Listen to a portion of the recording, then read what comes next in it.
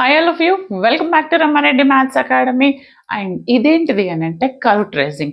And ఇందులో చాలా చాలా ఇంపార్టెంట్. అసలు మీకు టెక్స్ట్ బుక్ చూస్తే కన్ఫ్యూజ్ అయిపోతారు. బట్ రమారెడ్డి క్లాస్ వినండి, ట్రేసింగ్ అనేది చాలా చాలా ఈజీగా చెప్తాను.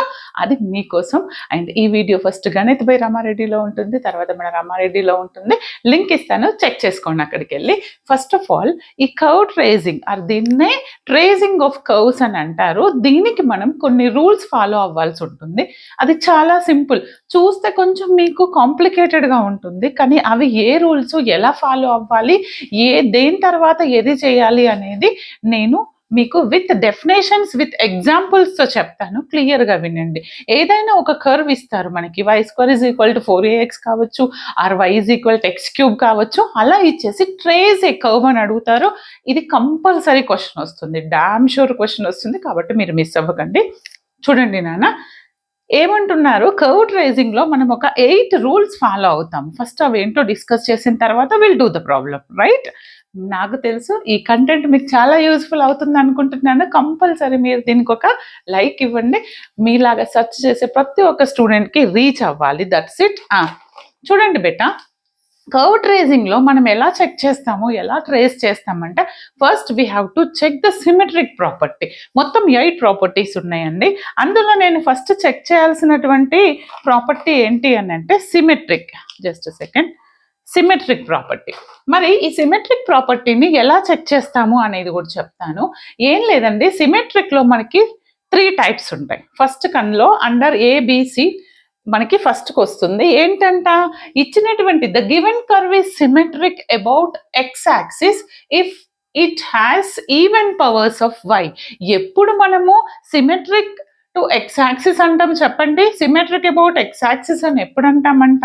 ఇచ్చినటువంటి, ఇక్కడ ఏం లేదండి, ఇచ్చినటువంటి ఈక్వేషన్లో ఏం కావాలంట, సిమెట్రిక్ అబౌట్ ఎక్స్ యాక్సిస్ ఎప్పుడు ఈవెన్ పవర్స్ ఆఫ్ వై ఉన్నప్పుడు అది మనకు ఏమంటాం, సిమెట్రిక్ అబౌట్ ఎక్స్ యాక్సిస్ అంటాం. For example y² = x, y power ఎంత, even, right? This is symmetric about x axis. Or y⁴ = x³, right? అంటే ఈవెన్ పవర్స్ ఆఫ్ వైలో ఉన్నప్పుడు this is symmetric about x axis అంటాం. Remember that point. Okay.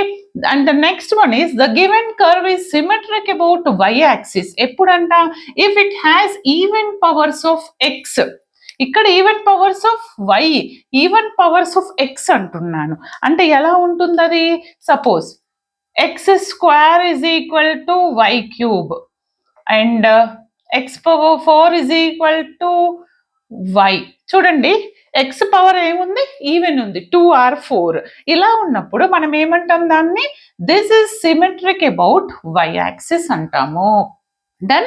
దాని తర్వాత and suppose madam మరి both powers equal ఉంటే ఏం చేయాలి అంటే, the given curve is symmetric about both axis ఎప్పుడంట, it has even powers of x and y. అలాంటి కేసు ఏంటిది మేడం అని అంటే, అదేం లేదండి, బోత్ సేమ్ ఉండాలి. అంటే both even power, x² = y⁴. చూడండి, x⁴ is also even and y⁴ is also even. Or x⁴ = y⁴. ఇలా both the powers are even, then we say that this is symmetric about both x and y axis. ఏమంటున్నాను నేను, even powers of y ఉంటే symmetric about x axis అంటాము, even powers of x ఉంటే symmetric about y axis అంటాము. If both అంటే ఏంటిది, both powers even ఉంటే this is symmetric about x and y both axes అని చెప్తాము. That is first property. ఏ ప్రాబ్లం ఇచ్చినా మీరు అన్ని చెక్ చేయాలి, ఓకేనా? చాలా ఈజీ, కొంచెం ప్రాక్టీస్ అండ్ గుర్తుపెట్టుకోవాలి. After that will check origin. ఎలా చెక్ చేస్తారు మేడం ఆరిజిన్ అంటే, వెరీ సింపుల్ బెట. ఏం లేదు, if you put x = 0, y = 0 చేస్తే, if the equation satisfies that point 0, 0, then the curve is set to be passing through that 0, 0 origin point చెప్తాం. Suppose నాకు ఇప్పుడు ఇక్కడ y³ = x ఉంది నాన్న. If you put x = 0, then you will get y is also 0. 0, 0 substitute చేస్తే both same అవుతుందా, satisfy అవుతుందా? therefore satisfies the given point, origin దగ్గర సాటిస్ఫై అవుతుంది. డన్. తర్వాత టాంజెంట్ ఎట్ ఆరిజిన్. మరి టాంజెంట్ ఎట్ ఆరిజిన్ ఎలా కనుక్కోవాలి మేడం అంటే, equate the lowest degree of the curve to 0. ఏమంటున్నాను నేను? Lowest degree curve. Just second, ఏం ఎగ్జాంపుల్ తీసుకుందాం? Lowest degree term is equate to 0 అంటున్నాను. లోయెస్ట్ డిగ్రీ టర్మ్ అంటే నేను ఒక ఎగ్జాంపుల్ తీసుకుంటున్నా. ఏం తీసుకుందాం? పైన చెప్పింది తీసుకుందామా? చూడండి, I will consider for suppose lowest degree term ఏం తీసుకుంటాను? సపోజ్ ఇది తీసుకుందాం అనుకోండి, y² is equal to x³ తీసుకున్నా. ఈ రెండిట్లో what is the lowest degree term? y² is lowest degree term. అప్పుడు నేను ఏం రాయాలి? That lowest degree term equal to 0, then you will get y is equal to 0. Then అప్పుడు ఏమంటున్నాను? Tangent at origin is what? y equal to 0 అంటాం. That's it. దాని తర్వాత sorry, 8th bit ఉంది ఇక్కడ, దానికి వెళ్ళకండి, తర్వాత లాస్ట్లో చెప్తాను. తర్వాత థర్డ్ క్వశ్చన్, అసంప్టోట్స్. మరి అసంప్టోట్స్ ఎలా కనుక్కుంటారంటే, we have 2 methods in asymptotes. One is asymptote parallel to x axis, then another one is the asymptote parallel to y axis. ఇది ఎలా తెలుస్తుంది అని అంటే, equate the coefficient of highest degree term of x to 0. merely it should not be constant. ఏమంటున్నాను నేను?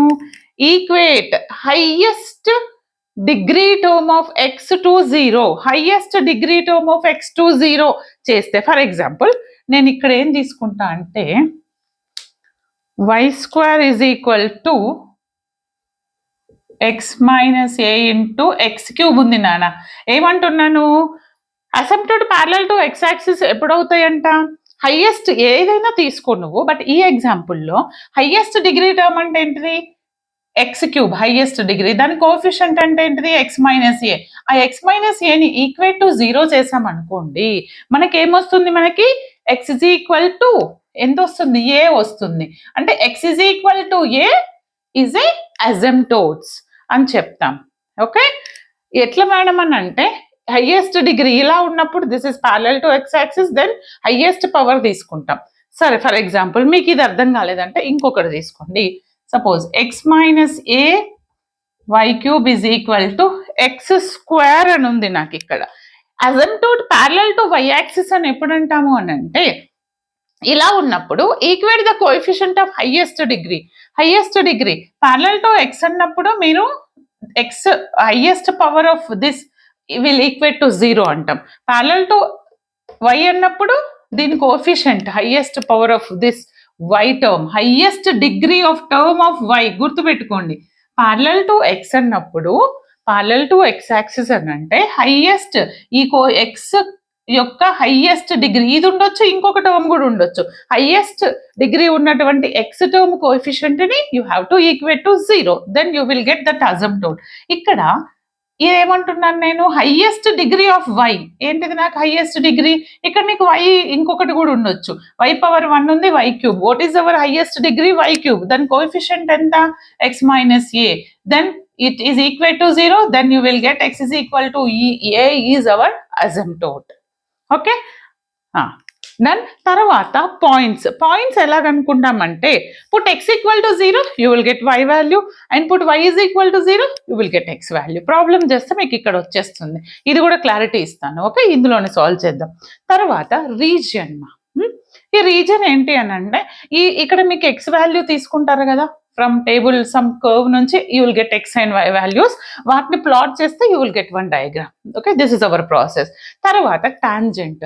మనకి తెలుసు tangent అంటే ఏంటిది? The differentiation it should be equal to 0.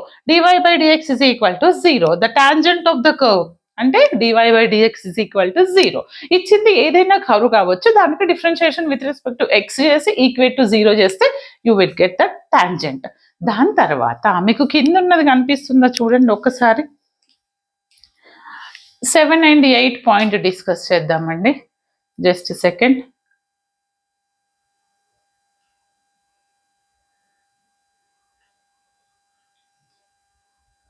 Just minute. 7th and 8th point కొంచెం కిందికి రాశాను అందుకనేసి.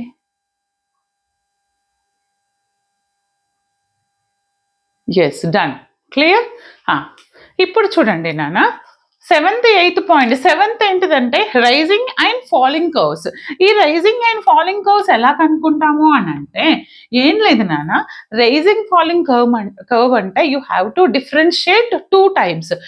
ఏంటిది first sorry only d y by d x, దీని తర్వాత సెకండ్ డిఫరెన్షియేషన్, దానికి మనకి కాన్వెక్సిటీ ఇన్ఫ్లెక్షన్లో యూజ్ చేస్తాము.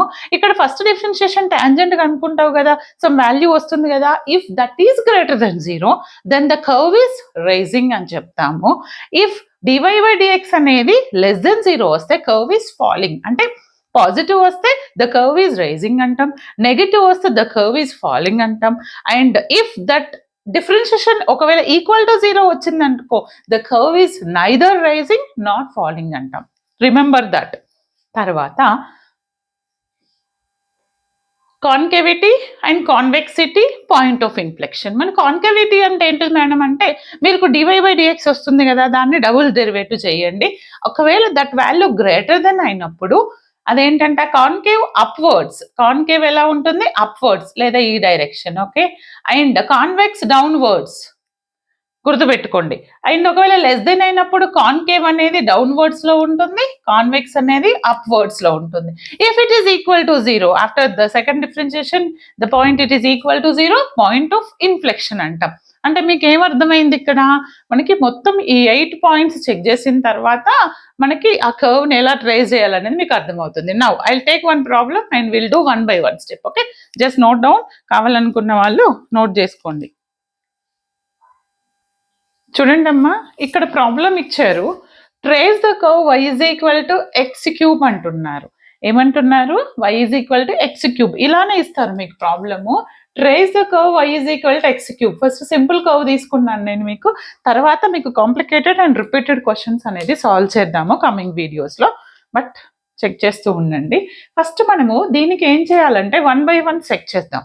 ఫస్ట్ సిమెట్రిక్ చెక్ చేద్దాం. సిమెట్రిక్లో 3 ఉంటాయి, ఐదర్ ఇట్ మేబీ ఏంటంటే సిమెట్రిక్ అబౌట్ ఎక్స్ యాక్సిస్ ఎప్పుడంటే ఈవెన్ పవర్స్ ఆఫ్ వై ఉందా లేదా ఈవెన్ పవర్స్ ఆఫ్ ఎక్స్ ఉందా చెక్ చేయండి. లేదు బోత్ ఈవెన్ ఉన్నాయా, రిమెంబర్ ఇదంతా కాదు, ఈవెన్ పవర్స్ ఆఫ్ వైయా ఆర్ ఈవెన్ పవర్స్ ఆఫ్ ఎక్సా ఆర్ బోత్ ఆర్ ఈవెన్. చూడండి నాన్న, ఈవెన్ పవర్స్ ఆఫ్ వై ఉందా, నో. వై పవర్ ఈవెన్ ఉందా, లేదు. మరి ఎక్స్ పవర్ ఈవెన్ ఉందా, లేదు. ఓకే, మరి ఏంటిదంటే అది నాకు ఎక్స్ పవర్ ఈవెన్ లేదు, వై పవర్ కూడా ఈవెన్ లేదు. ఒకవేళ ఇది ఈవెన్ ఉందనుకో ఏంటంట, వై పవర్ ఈవెన్ ఉంటే this is symmetric about x axis అంటాం. ఎక్స్ పవర్ ఏంటంటే ఎక్స్ పవర్స్ ఈవెన్ ఉంటే సిమెట్రిక్ అబౌట్ వై యాక్సిస్ అంటాం. Or both the powers even ఉండాలి. అసలు రెండు ఆడ్లోనే ఉన్నాయి, అవునా? అందుకనేసి మనం దీన్ని ఏమంటాము అని అంటే సింపుల్గా ఏమంటాము దీన్ని, this curve is not a symmetric. ఏమని రాయాలి, మీరు క్లియర్గా ఇచ్చినటువంటి కర్వ్ రాసిన తర్వాత ఏమని రాస్తాం, the curve is not symmetric. The curve is not symmetric about any axis. Why? Because ఏమని రాయాలి అప్పుడు మనము, ఇట్ హ్యాస్ ఏమన్నా అంటే ఏమని రాస్తాము, ఎందుకంటే ఏమని చెప్పాలి మనము, it has no even powers of x and y. క్లియర్గా రాయాలి మీరు ఇక్కడ, ఎక్స్ అండ్ వైకి ఈవెన్ పవర్స్ లేవు కాబట్టి దిస్ ఇస్ నాట్ సిమెట్రిక్ అంటాము. దాని తర్వాత మేడం మన నాట్ సిమెట్రిక్ కదా, ఫర్దర్ కండిషన్ చెక్ చేయొద్దు అని కొంతమందికి డౌట్ వస్తుంది. అలా ఏముండదు, ట్రేసింగ్ అన్నప్పుడు మీ each and every symmetric property asymptotes అన్ని చెక్ చేయాల్సి ఉంటుంది. This is our first symmetric property. Okay, దాని తర్వాత ఏం చేద్దాము, this is a symmetry right, done. దాని తర్వాత will check the origin. Origin check చేయాలంటే మనం ఏం చేయాలి, మనం చెప్పాను, put x equal to 0, put x equal to 0, y equal to 0 in the given curve.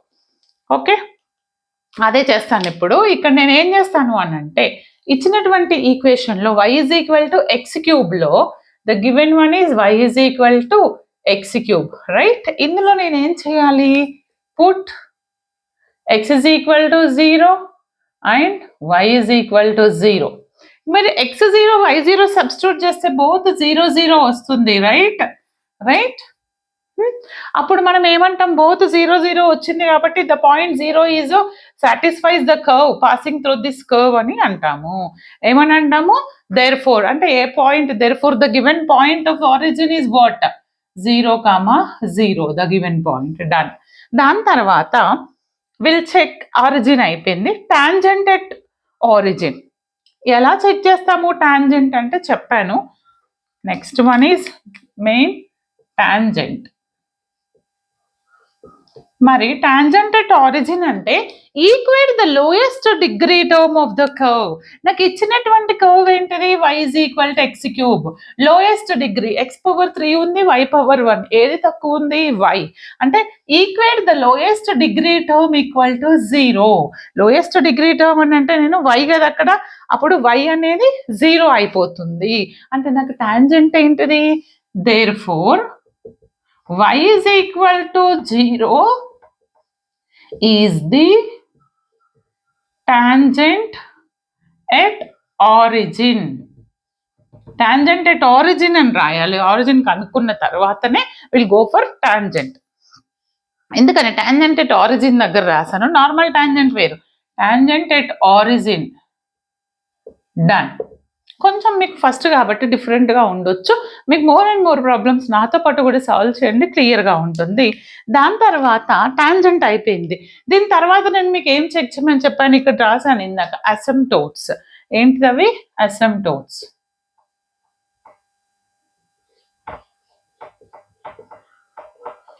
మరి అసిమ్ప్టోట్స్ ఏంటి చెప్పండి.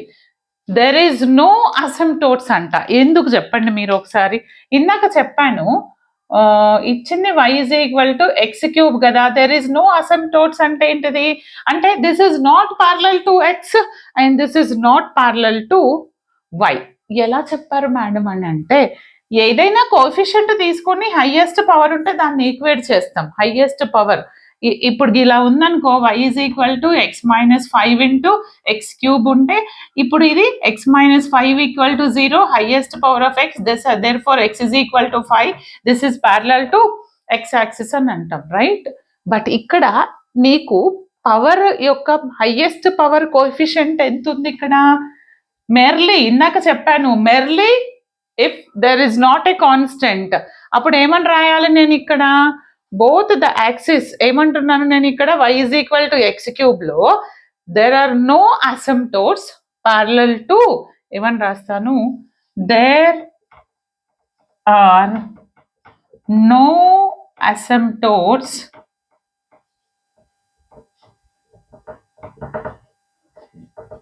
parallel to both the axis.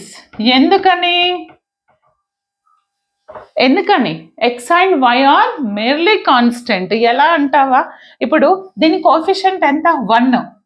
అప్పుడు కాన్స్టెంట్ ఈక్వల్ టు 0 అంటే మనకి మెర్లీ కాన్స్టెంట్ అన్నప్పుడు ఏమంటున్నాను? x and y are, ఏమంటున్నాను ఇక్కడ? x and y are. ఎందుకని? both asymptotes parallel to both the axis. The coefficient క్లియర్గా రాయాలంటే మీరు ఏం రాయాలంటే, the coefficient of highest powers of x and y are merely constants. మీరు ఎలా చేసినా కాన్స్టెంటే వస్తుంది, కాన్స్టెంట్ పాయింట్స్ వస్తాయి కాబట్టి మెర్లీ కాన్స్టెంట్. రన్.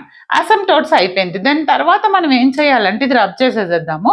అసిమ్ప్టోట్స్ తర్వాత మనకి నెక్స్ట్ ఏం కండిషన్ చెప్పాను ఇందాక?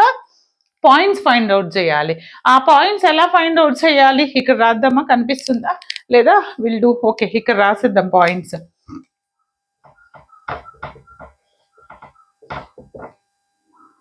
ఆ పాయింట్స్ ఎలా అంటే చూడండి, కనిపిస్తుందంటే రాస్తానండి, చెక్ చేస్తాను. Or else will go.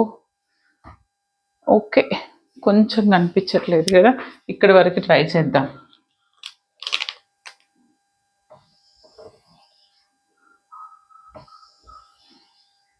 Done.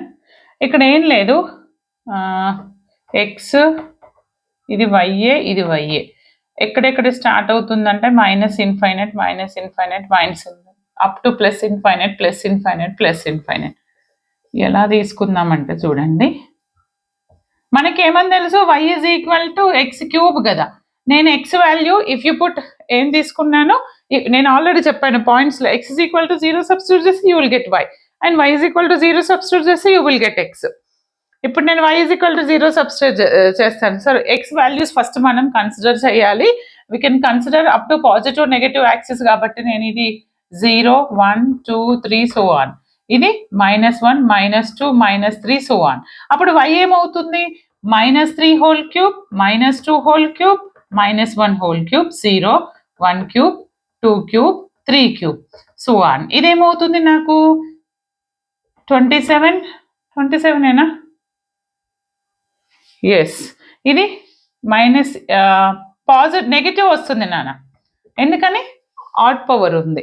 ఇది -8 -1 0 1 8 27 సో ఆన్. ఇప్పుడు నేను దీనికి ఏం చేస్తానంటే జస్ట్ నోట్ డౌన్, ఈ పార్ట్ తీసేసి మనము దానికి రీజియన్ డయాగ్రామ్ వేసేద్దాం. సరే, పాయింట్స్ వరకు చేసాం కదా. ఆ పాయింట్స్ అయిపోయిన తర్వాత దీనికి మనం, ఇవి పాయింట్స్ అండి, దీనికి నేను ఏం చేస్తా, పాయింట్స్ తర్వాత రీజియన్ డయాగ్రామ్ వేసేసేద్దాము. కొంచెం లెంతీ ఉండొచ్చు, ఫస్ట్ ప్రాబ్లం కదా. దీనికి రీజియన్ వేస్తే నాకు ఎలా వస్తుందంటే చూడండి అమ్మా, సరే పాజిటివ్ యాక్సిస్ నెగిటివ్ యాక్సిస్ ఇవన్నీ ఉన్నాయి కాబట్టి ఇది 0 అనుకోండి, 1 ఇక్కడెక్కడో 8 ఇక్కడెక్కడో 27 0 1 8 27 -1 -8 -27 -1 -8 -27. చూడండి నేను ర్యాండమ్గా వేస్తున్నాను. ఇది ఎలా అనంటే ఎక్స్ అనేది 0 అయినప్పుడు వై 0 ఇక్కడ, తర్వాత ఎక్స్ అనేది 1 అయినప్పుడు వై ఎంత 1, ఎక్స్ 1 అయినప్పుడు వై 1, అండ్ ఎక్స్ 2 అయినప్పుడు వై ఎంత, ఇక్కడెక్కడో 2 ఉంది రైట్, వై ఎంత ఇక్కడ 2 ఉంది అనుకో, వై ఎంత 8 అంటే ఇక్కడ, ఓకే. తర్వాత ఎక్స్ 3 అయినప్పుడు ఇక్కడెక్కడో 3 ఉంది, వై ఎంత 27 అంటే ఇక్కడ ఉంది, ఓకే ఓకే. అంటే అదే విధంగా మీరు నెగిటివ్ తీసుకుంటారు అనుకోండి, నెగిటివ్లో ఎక్స్ అనేది -1 అయినప్పుడు, ఎక్స్ అనేది -1 అయితే వై ఎంత -1 అంటే ఇక్కడ అండి, ఇది -1 అయినప్పుడు ఇది ఇక్కడ, తర్వాత ఎక్స్ అనేది -2 ఇక్కడ ఉందనుకో, వై ఎంత 8 తర్వాత 27 అంటే ఇలా వస్తుంది, ర్యాండమ్ గా మీకు ఇలా వస్తుంది అన్నట్టు. This is the region. దాని తర్వాత మనం ఏం కనుక్కోవాలంటే రీజియన్ తర్వాత passing or falling curve, sorry మర్చిపోయినాం, టాంజెంట్ కనుక్కోవాలి కదా. జస్ట్ సెకండ్, సరే టాంజెంట్ కనుక్కుందాం. ఇందులోనే నెక్స్ట్ వన్ ఈజ్ టాంజెంట్. మరి ఈ టాంజెంట్ అంటే నేను ఏమని చెప్పాను, డెరివేటివ్, ద గివెన్ కర్వ్ కి డెరివేటివ్ చేయాలి. y ఈజ్ ఈక్వల్ టు ఎంత ఇచ్చారు, ఎక్స్ క్యూబ్, దీనికి డిఫరెన్షియేషన్ dy/dx చేస్తున్నా, అప్పుడు ఇది ఏమవుతుంది 3x². బాగా వినండి, టాంజెంట్ ఏమని చెప్పానంటే నేను మీకు ఇక్కడ టాంజెంట్ లో ఒకసారి వెనకాలకి వెళ్ళి చెక్ చేసుకోండి. ఈక్వేట్ ద టాంజెంట్ ఏమని చెప్పండి, dy/dx ని ఈక్వేట్ టు 0 చేయండి, the tangent of the curve. అంటే ఇక్కడ మీకు tangent of the curve అనేది 3x².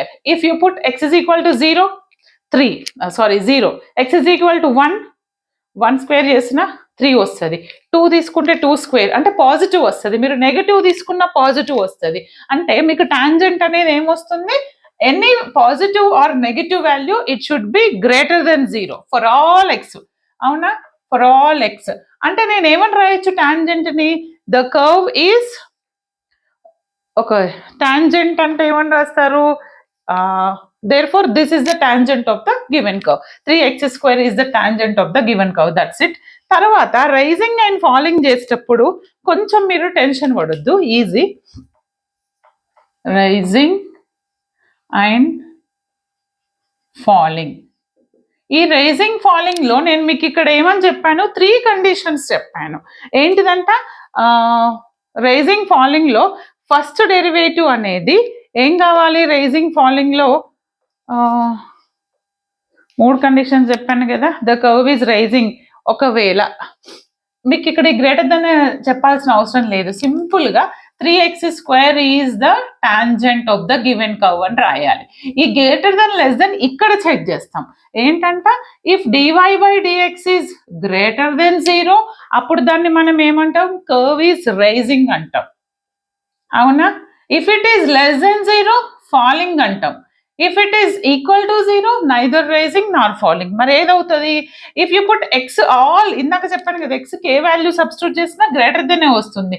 There four the given curve is greater than 0, therefore the given curve is rising. తర్వాత last one is concavity, convexity and point of intersection. అదేంటంట, అది ఎలా check చేస్తాము, double derivative. ఏంటిది next మనకి 8th one, concavity and convexity and point of inflection. Point of inflection. మరి point of inflection ఎలా అని అంటే ఏం లేదండి, నేను డబుల్ డెరివేటివ్ అనుకుంటాను. డబుల్ డెరివేటివ్ ఇప్పుడు నాకు ఇది సింగిల్ డెరివేటివ్ రైట్, దీనికి డబుల్ డెరివేటివ్ చేస్తే ఎంత వస్తుంది, 6x వస్తుంది. ఎంత వస్తుంది నాకు, 6x వస్తుంది. అంతేనా? 3 కండిషన్స్ చెప్పాము కదా, డబుల్ డెరివేటివ్ చేస్తే నాకు ఎంత వస్తుంది, ఇది 3 కండిషన్స్ చెప్పాను. సరే, నీకు ఇది ఎంత కాదబ్బా, d²y/dx² రా. ఇక్కడ dy/dx, ఇది d²y/dx అంటే ఎంత వస్తుంది, 6x వస్తుంది. ఈ 6x అనేది 3 కండిషన్ చెప్పాను.